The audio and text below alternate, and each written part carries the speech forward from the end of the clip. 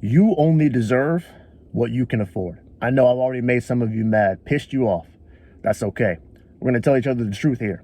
And the truth is that for a long time, too many of us have confused wants and needs. We have classified the things that we're used to having day to day, the things that have become familiar and useful, as necessities, when in truth, they were just luxuries that we reclassified because we didn't want to be without them. I see this happen a lot with individuals who work very hard, who give their all to their jobs or their families, the people around them. They often justify their purchases by saying, I deserve this. While it is a great thing that you put so much effort into those parts of your life, it's also true that you are damning yourself to poverty every time you justify an expense by saying I deserve it, especially when you can't afford it. The truth is that every time you purchase something that you can't afford, you're putting yourself last. You are saying, I am not important enough to plan for my future. The future me is not important enough to save money for. My future is not worth thinking about. And that's the sad reality every time we do not think about tomorrow in favor of today. I also see this happen a lot with people who have children. They will tell you that they have to put their kid in soccer practice or dance class or gymnastics, and they will simultaneously say, I don't know how I'm going to afford to eat tonight. And in that situation, it's even sadder because all you're really doing is damning the child just like you've damned yourself. By not being able to tell your child no, by not being able to tell them the truth about where you are financially, you are setting up expectations for them that aren't real either. Just like you've done with yourself. You are saying, well, if you want it, you should be able to have it regardless of what the reality is. And you know what that does to a kid? It makes them grow up with the unrealistic expectation that the world should bend to them without them putting any work in. That if they want it, they should get it. And that is how you get a world full of people who think they are entitled to everything while doing nothing. See, this money shit goes deeper than a lot of you all probably think. We have been doing this to ourselves for a really long time. Some of our parents' parents, we have been in this practice of not actually doing the more important things for a long time in favor of what makes us feel good. We confuse pleasure with taking care of our mental health. We confuse hard work with depression and anxiety. We have everything flipped on its head because we have made ourselves so comfortable that now we're not even willing to admit that we are the ones who put ourselves here. We are the culprits because we were not able to establish in the beginning, what do we really need versus what of this stuff is just bullshit. So if you do find yourself in that position, the question then is, how do you get back on track? Well, the first thing is we need to redefine what a need is and what a want is. If you are having trouble paying your bills, these are the things I will focus on first. Rent or mortgage, utilities, food, and clothing. You need those 4 things for sure. Everything else at this point, if you can't afford to live, should be considered a luxury. Now I know a lot of you are saying to yourselves, well, what about this? What about that? If you cannot afford to stay in a home, if you cannot afford to feed yourself, if you cannot afford to clothe yourself, and you cannot afford to heat and light the home that you're in, there's a problem. Do not talk to me about how you need to go on this trip. Do not talk to me about how you need some time off. Nope. You need to be able to pay for those things before you can even discuss anything else. And if you're somebody who is in the position where you are working 40 hours a week and you still can't afford to do those things, you might have to work more. I know that is a hard pill to swallow. You're thinking, I should be able to afford all those things and working 40 hours a week. This is not fair. Yep.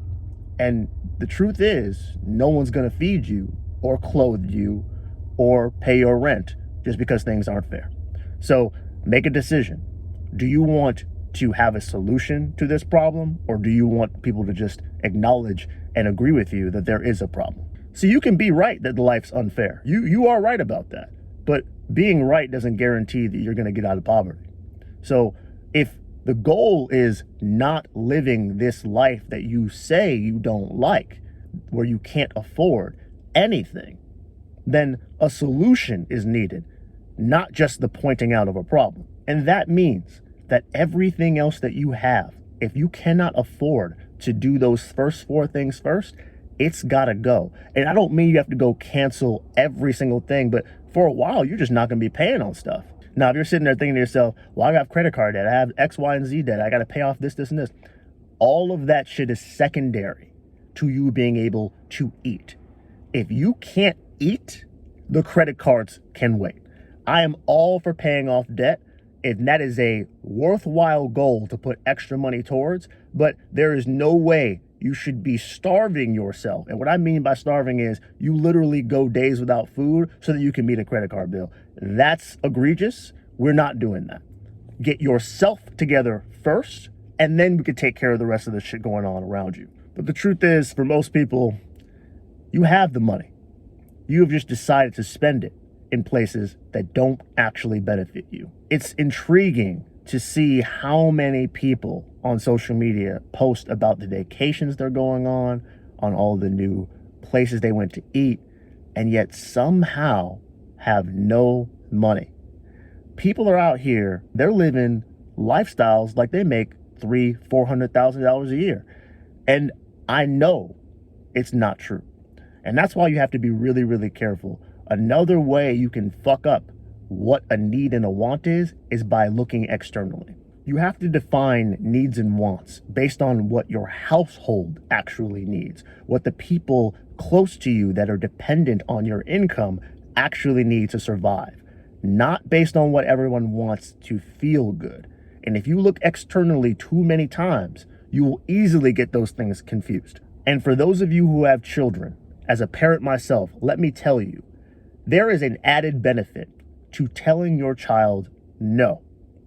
When they grow up with no a part of their regular vocabulary, their expectations, not only of themselves, but of the world, make a lot more sense. Because they start to plan and figure out how they can actually do things without the expectation that someone's going to give them what they want without any work being done. So before you tell me that your kid needs new cleats, or they need to go to this game, or they need an Xbox or a PlayStation, let me ask you something. Which one do they deserve more? A parent who will tell them the truth, or a new video game? A parent who will buy them anything they want, or a parent who will set them up with expectations that will put them in a position to be financially stable when they're older? A lot of times we confuse what our job is as parents. Our job is not to give our kids everything that they want. Our job as parents is to prepare them for the world they're going to go out into without us. And we cannot effectively do that if we coddle them to the point of diminishing their ability to figure things out on their own. And that's what we do when we give in to every demand and request. And for you as the adult, whether you're a parent or not, don't you deserve to be financially stable too? People tell me all the time, I deserve this trip. I deserve this bracelet. I deserve this purse, this car, whatever it is. But I wonder, do you think you deserve debt? Do you deserve to be financially crippled every time you look at your bank account? Do you deserve to be stressed out about whether or not you're going to be able to pay your rent? Is that what you deserve? Because that's what I hear when people tell me I deserve X, Y, or Z. I hear I am not worthy of having the best in life. So I have to get what I can now because I'm never going to be able to get more than this. The truth is, you just don't believe in yourself enough. And that's okay. It starts somewhere for everybody. But the place we have to start is by allowing ourselves to delay some gratification, to be able to say, I'm worth more than this bag. I'm worth more than this car. I'm worth more than whatever purchase I'm about to make because my life is valued at more than that. Regardless of what everyone else thinks about it, I'm worth more. So let's increase that value. Let's increase our net worth first by establishing what we need versus what we want and allowing ourselves to say no to the people around us and to ourselves. That's where all of this starts, being able to say no and identifying what our true needs are. And then maybe for Christmas or your birthday this year, instead of getting yourself some fancy new material item, you can put in enough work, enough focus to give yourself a real gift, the gift of financial freedom, the gift of not caring what other people think about your situation, and the gift of knowing that you have established your life in a way that actually mirrors what you value. Give yourself the gift of financial freedom this year and get rid of the things that you really don't need because they were never needs to begin with. I'll talk to y'all later.